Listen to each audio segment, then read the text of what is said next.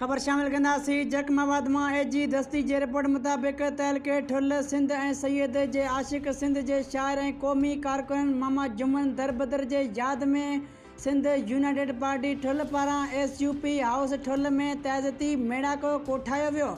जिन जी सदारत तब्दीली पसंद पार्टी जे सदर ऐं ठुल जे मोज़िज़ शख़्सियत लेखक महबूब अली सूमरो, जदोजहद एक्शन कमेटी ठुल ऐं प्रेस क्लब ठुल जे दोस्तनि एजाज़ कुनरानी, कामरेड लियाकत सरकी, कामरेड अर्ज़ सिंधी, आरिफ करीम मुग़ल, ख़ैर मोहम्मद गोलो, ग़ुलाम हुसैन कुनरानी ऐं ॿियनि शिरकत कई। मेड़ाके में शरीक अॻवाननि मेण बत्तियूं ॿारे मामा जुमन दरबदर खे भेटा पेश कई।